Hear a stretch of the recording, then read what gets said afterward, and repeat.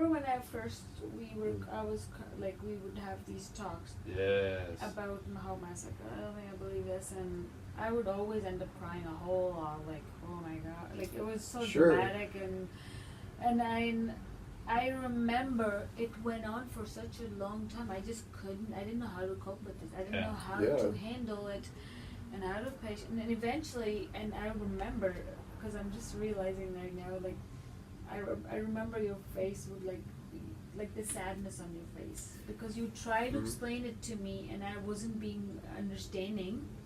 I just didn't know how, and your face would be super sad, and you'd almost like to a point where you were so hurt, and I'd even see that, and I'd feel bad, but then I wouldn't know how could I accept this and be at peace and not be upset about it. And I also at that point hadn't learned how to communicate something like that, because I was also in the midst of it. So we would talk, like, so it took so many talks, and every time we would have almost the same conversations, which would end up resulting in me being very teary, sad, sometimes even upset. How could you even possibly do this? Sure, understandable. Then eventually, the more we talked, I realized I had to tell myself, listen, this person is actually being freaking honest, pouring their heart out. Not something they choose to do. It's just happening, and even they themselves are hurting so much over it. This is a huge crushing thing for them too. And what am I doing? Accusing, sometimes being hurtful, or saying things that aren't really helping this person. Right now is when you want me to be there for you, to understand you, and I had to almost bunch of time remind and teach myself, if I was doing the same thing, and if Matt was being Ruth right now, I'm sure it would kill me. And that is empathy. when, honestly, I was like, okay, I'm gonna talk and not get upset. I'm just gonna see if I can actually hear the guy out and then understand where he's coming from. Until that, a few of those practices is when I was we had a few practices, and that's when I was like, okay, I don't feel that, I don't cry about it anymore every time I bring this up, and I can talk about it without being, and that's what healed both of us, or at least me, because man, if I had kept doing that, it would have hurt you so much more. We would have had a horrible marriage. But it didn't. Does that make sense? But it didn't, you know? Because like we're so saying, that commitment that we had to each other, as it turned out, heresy though it is, went a little deeper than Christ. You know? Because that loss wasn't able to break us. And even though both of us, because it wasn't like you're saying, like you felt like you were accusing and stuff like that, as I think back to those conversations, which I remember the emotions of, I don't remember anything like accusation or judgment coming from you. More like, I don't remember that. Why would you? No, but what I mean is we both had that commitment that we're playing this game at least. Yeah. I might be out of this other game, but we're still playing this one. I'm so glad we talked so And it worked. much, man. Because, I could just, because back then I was still very, not hardcore, but like, still had a whole lot of still beliefs that I was just like so rooted into. So I could see if you are now willing to accept and forgive, and no, there's nothing to forgive, but like, understand, things can just explode in the wrong direction. They can. So I'm just so That's why I got to be quick to listen, slow to speak. That's what did it, because we both started listening to each other, because I also was not necessarily listening to how much of a shock it was even for you. Especially because evangelicalism it's a patriarchal religion, which means the husband and the father is the spiritual leader of the household. And not only was I accepting that role for myself, I was a friggin' missionary and a preacher and an evangelist. So I was trying to be the big daddy patriarch, right? So when that's gone, that is that's a rug that's taken out from under your feet too. Because we're a partnership. I can't. I appreciate you sharing that, because that's. I don't know it on a personal level, but I've been curious as to what it's been like for you two. And, that's pretty bad. Weird. It's. I think it tells so much though about yourselves, and about, again, what it is that actually binds you to. Yeah. Yeah. And what, like that empathy that you felt compelled to demonstrate, basically saying, if I was in his position, how would I feel? And seeing the honesty in him. As soon as you said that, I felt like that's what I didn't get, that kind of acknowledgement from my family, that I'm sure they would have thought that I think I'm honest.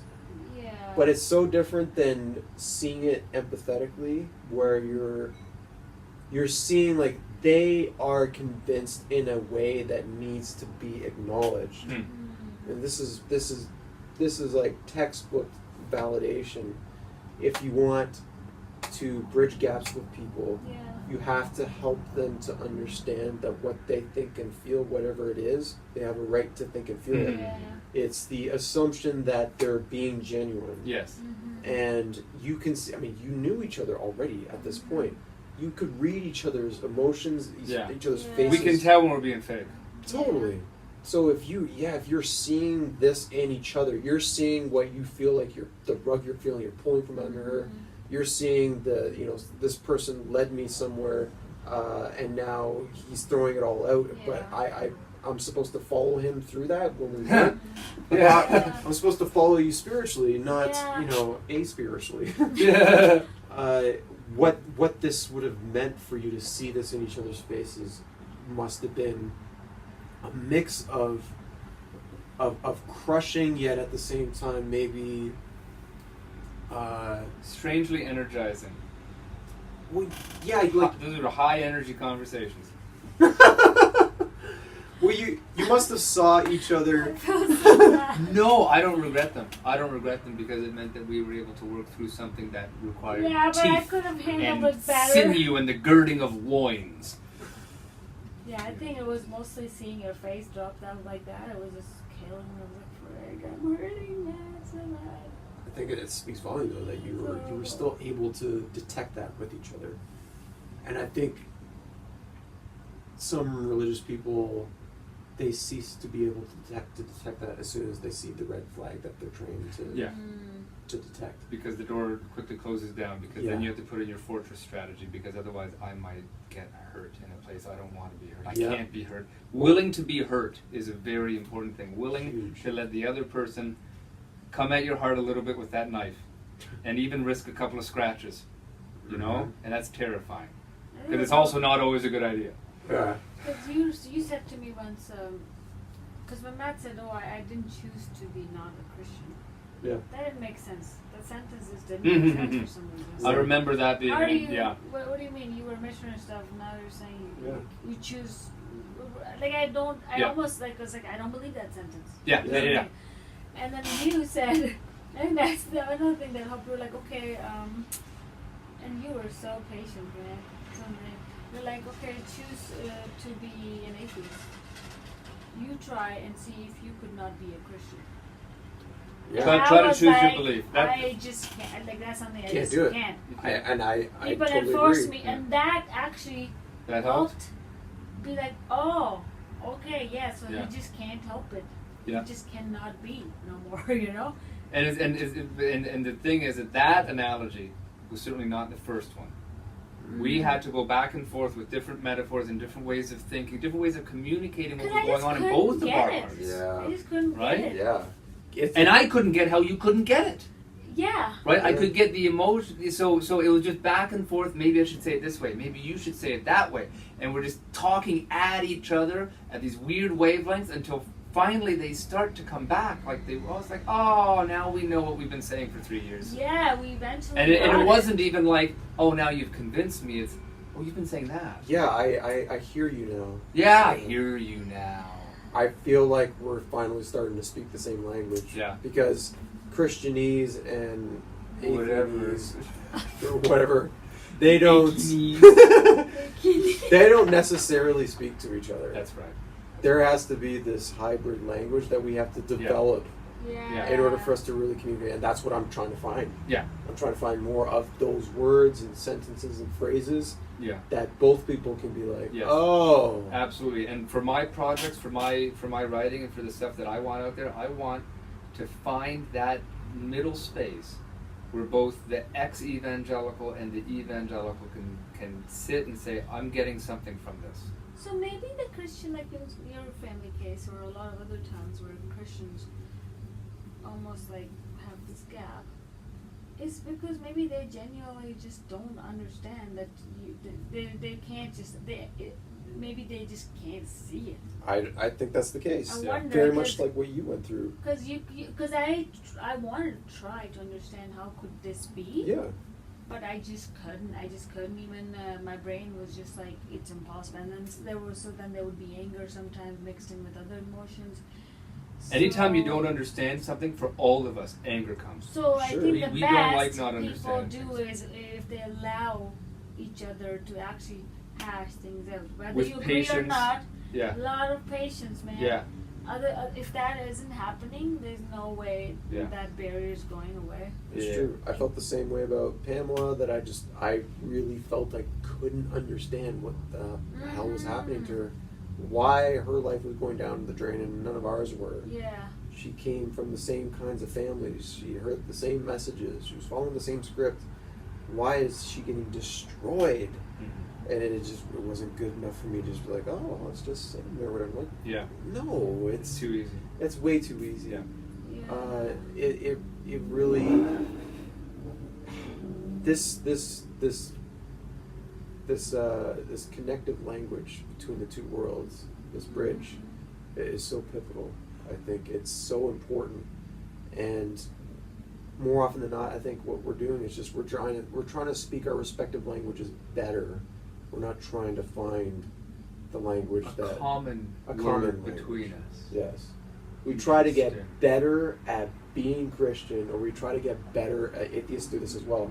They try to get better at being atheists, and I can distinguish usually which atheists come from a religious background because they are trying to do this. Yeah, they are trying to speak that middle ground language. Yeah. They understand, like, oh no, you don't even bother saying this to a theist because they're just going to come at it with this verse. Yeah. Or they're going to explain it away with that. It's not going to make any sense to them. It's not going to resonate. They're going to think you're crazy. Yeah. Don't bother. And there are some atheists who are just hardcore theists are insane. Yeah. Or they're perverts, or they're whatever. Yeah. They're crazy. They're like evangelical atheists. Yeah, exactly. It's just us versus them, and that's the language that they speak. Yeah. And it gets nowhere. It just gets nowhere. But it's the one typically who comes from one world to the other, who knows that I think a little something about that middle ground language. Yeah. The one who's still an alien and a stranger. Yeah. I bet it's because a lot of the brethren maybe or Christians grow up in just like Christian community, youth groups, Christian, everything Christian. And surely a lot of atheist people would do the same thing on their side. They grow up secular, and then when they encounter, that is why if like people like you are like, we're no longer this, it's like you're automatically out too, because they don't have much friendship going on with the outside. So it's a huge shock again to be like, because they don't have the only friends or contacts, everything they have is Christians around it. So this suddenly becomes like, what is that? And you never would have thought that it would be that kind of a divide. Like when I was a Christian in the world and not of it and whatever, I didn't think that I would encounter so many life experiences where I'm trying to communicate with somebody who doesn't believe the same thing, and it's like we really are speaking a totally different language. There's things that make total sense to me as a Christian, and I'm saying it to you in the best way that I possibly can, and it makes no sense. No sense. This is a problem. Yeah. It shouldn't be this way with any language, right? No. If we truly speak the same language, when I say, "Can I have some water, please?" We should be able to understand each other. Yeah. It shouldn't be. You shouldn't be like, okay, and then pick up the pulpit and throw it at my head. You're like, this is what you asked for, right? But you're like, oh my goodness! that you're thing. actually. No, that would be But horrible. I mean, a tiny bit of me understands where maybe your friends or those people like kind of disappearing, you know. Or Well, not. I certainly But understand family it. is what I have a really hard time. I have a really hard time with it Understanding. too. I don't understand that. Like, I didn't understand you going to the dark side. It takes all understanding new things. It takes time and listening. Because you've been with the family like for a whole life or whatever. So you can't possibly, they don't need to agree with you or even like approve, like sure whatever, you know. But the bond, the connection, you like that just disappearing doesn't make sense. I think it's because it's conditional. It's really what it is. It's conditional when you believe in the same things that we have, and Because that's the biggest bond, and because we started to take Jesus very seriously when he said stuff like you have to hate your family. Right, we took that real seriously. Yeah. So we always, and even in Bible college, we would always be trying to remind each other, remember, your husband, your wife, your parents, your kids, they are not as important as Jesus. Right? So we do say that a lot, and we shouldn't say that anymore. Your dad, I always thought it was interesting when we were at the college, how, you know, your other brothers, especially Mike, like They weren't really. they weren't going to church and stuff. And your dad was still like He was right an with the elder brother in place at the and time. I just was really surprised by like how he doesn't force them, or he's Yep. just like okay. Didn't really give him a hard time about Even it. now, like nobody. And now we all he's kind of have just a good like- relationship, and even he though still everyone's goes doing to very church. different things. Yeah, which is like okay. I mean, there was very few, maybe twice. Was like, okay, why aren't you a Christian now, or what happened? You know, like, don't you think it's true and the Word of God and all? But it was very like gently presented, Yeah. and it was like, oh, okay, now those awkward conversations are no longer happening. which is what I feel like you're doing, which is appreciated. That it's genuine curiosity. Mm-hmm. It's you want to understand. Mm. That is the vibe I completely get from you. It's not with any hidden agenda Yeah, there's or no, whatever. And I know that you may hope that that we side with the way that you're feeling someday in an organic way, whatever. But I think you know how to separate the two. And you're not interested in pushing that No. and forcing that. Yeah. This is valuable. It's a very valuable trait, and it is not done nearly to the extent that it should be. And it's not easy to do. It is It's not. not easy. And I think it comes from you naturally. That's my personal opinion. I think, like you said, you've kind of always been pretty much this way. Yeah. And even when you were in a community of various religions and whatnot, Mhm. where any one of them could have sort of swayed you one way or the other in terms of being that way. But it sounds like regardless of what you're in, for the most part, you're going to be this way. Mm-hmm. And that is a self-awareness that has taken my entire life to get. And I think that's I think it was taken from me as a child through indoctrination. I think pretty much most people would naturally develop it. Yeah. And I think we start as children, if we're raised in a religion, I think we start off very early being robbed of that. Mm-hmm. Without any parents' really knowledge of it. I don't, Yep. Yeah. I don't They think, do it accidentally. Absolutely. I don't think we realize just what the impact is. Yeah. Especially if we have a family of successful Where it's religious been people. working and we have a lineage here. You would never think that underneath it all, even though it might not be doing damage, that it is setting the stage for it. Yeah, definitely. Yeah. And in the same ways it does for anybody else. This person may have just been very fortunate to have still been able to pursue the things they want to pursue and be who they want to be while being this religious Yeah. person. But they're still subscribing to they're still reading from the same script. Yeah. And if They that get were to into ever a change, situation. Yeah. that's when it'll come out. Yeah. And to me, that's not real preparation. To me, there's something wrong with that. We need to understand what we're actually asking of children Yep. when we impress this upon them. When we're deciding what kind of world we're going to give them. Yeah. Because that's what we're doing. And they're going to accept whatever it is that you give them at first. Yep. They have to. They trust a parent. And we're way smarter than them, and we can tell them things that Absolutely. they'll definitely believe. They need us to be able to be right about these things. Yeah. And we can't always be right. Nope. So we just have to set them up so that when they find the things that we're wrong about, that we don't know, it doesn't kill them. Yes. Right. Yes. To allow, like that Yes. Tyson story, to tell them about the fairy, the tooth fairy, and give them doubt. Yes. These are the real stories. Do you think they are?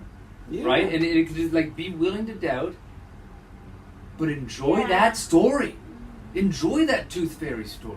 Sure. Right? You can do the same 'Cause it thing can be about very Noah's useful. Ark. You can do the same thing about being raised from the dead or whatever. Yep. Because if somebody's going to believe that, they should be able to address that. Yep. They should be able to be like, okay, I know that as far as we know, nobody's ever come back from the dead. Yeah. So it should stand that I should really make sure that I'm believing this for the right reasons. Yeah. And for the right results, right? Because like you can believe something because you think it actually happened in real life, and you can believe something because it's useful for you. Yeah. So like one example, my cognitive science, whatever that class is, he was like, imagine you're on a cliff and you got a broken leg and it's snowy and you have to jump a 12-foot thing or else you're gonna die, right? You know you can't do it. You should believe that you can and give it a try anyway. And so that's what he was trying to explain, how belief can be powerful. But if you take that belief then off the mountain into your day-to-day life, that same belief could screw you up. Or like if you're in a raft crossing an ocean, once you get to the other side of that ocean, don't pick up the raft and carry it across the desert. Yeah. The raft was good for that. If you believe you can fly from this building to another, that's very different than if I don't try to leap, I'm going to die. Yeah. And I think that kind of example is the person who's on drugs or is whatever. They have the broken leg. They need to make that leap. And so they believe. Interesting. And some of them are able to make it across. Yeah. Some of them still don't make it, though. Yeah. And if you make it across, that story, you can probably hold on to that for the rest of your life as a precious thing that was useful for you. Oh, yeah. That could even be useful in the future, too. You would be in love with that that ideology that got you across that chasm, for sure. Yeah. And it would be very difficult to question that. Yep. You wouldn't even want to. Why Why would you want to? You wouldn't want to. And some people are that way, where they feel that they've experienced genuine uplifting change in their life because of this religion, and it's precious to them. If they threw that out, it would almost throw it apart of themselves. Yeah, it would almost be like the same as not making that leap. Yeah. As if they really did fall down. It would undo that. That's it would undo it, and then where would they be left after that? Yeah. And again, it would be so confusing because when we're not taught necessarily alternatives to how to see the world, then it's fragile, and then it's that one thing could destroy everything. One crack in that porcelain. That's another thing. I don't yearn to do that to theists. I don't, certainly not. I don't yearn to shatter the world of my family. Yeah. Even though I know that if they were to accept or agree with me in the ways that I see things, this is what would happen. Yeah. And I would think, what if I somehow,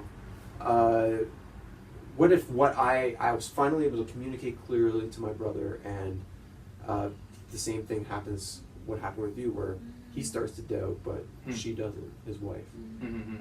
Or vice versa. What would that mean? Like, it's like the Matrix. You can tell somebody the truth, but what it's going to mean is devastating. Yeah. And it's going to tear their entire world apart, and they'll have to learn how to use their bodies muscles again. that they've never used. Learn how to use their eyes. They have to start over in life. Yeah. And that can be really traumatic to do. And so I don't yearn to do that to theists. Yeah. I want them to I want them to speak that middle language. Yes. With me. Yes. I want us to understand each other. I want that divide gone, but I feel like it's going to have to produce a lot of these situations where somebody's world is going to have to crumble. Yeah, there's going to have to be crumblings and a lot of things. There's going to be growing pains. Yeah. But there could be something beautiful made if it was possible to speak that middle ground. Because so cool. I consider the way I see life now, the way I feel about the things that I subscribe to or don't subscribe to is beautiful to me. Mm-hmm. The way that I see nature now is beautiful. The way I see people now is. Yeah. I felt like it was beautiful then. I feel like it is 10 times more beautiful now, and I love that I can truly accept people as human beings first, and animals as ancestral creatures first. Yes. And this can help me make decisions that make more sense to me about the things I do or the food that I eat or whatever, that I can just like, wow, this is not at all like believing something that I can't prove and trying to get other people to believe the same thing that I can't prove. But I swear it works. But I swear it works, and if you don't do it, it could be really bad for you. Yep. But I can't prove that either. But how else can you explain things that we can't explain, therefore it's true? It's just... The whole thing is just, for me, it's such poor arguments. If it was true, it would have better arguments, especially by now. I've heard some quotes, religion has had 2,000 years, or Christianity's had 2,000 years to get it right, and it still doesn't. There's still so many problems with it, if anything more, because now we can question things more, and some more is getting revealed to be sort of questionable. Whereas before, you questioned and you were burned at the stake, or thrown into the river, whatever. You met the sword. I don't know. I'm sure there were plenty of doubters back then, but I doubt they had forums where they could discuss these things and then go about harvesting the field the next day. Like, that was a great discussion yesterday. Good work, guys. Jehoshua bad or whatever. And it's great to talk about this. It really is. With both of you. It really is. Yeah, it's good because you haven't had many people to talk about this. I've had you. I've had you.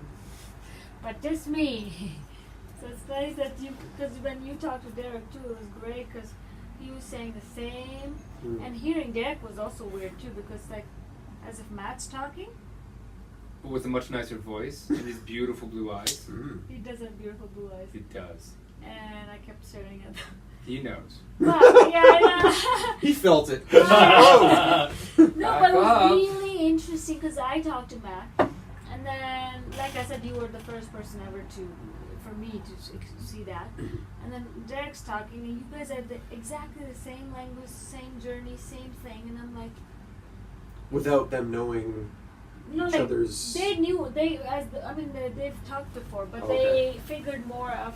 For me, it was more like, wow, it's like hearing Matt and Matt talk, and it was interesting to see because he is also like, we played music and he loved God and stuff, and then they were both. You guys are both like having a really heart to heart, like almost understanding each other, and I was like, wow, so that was good to watch.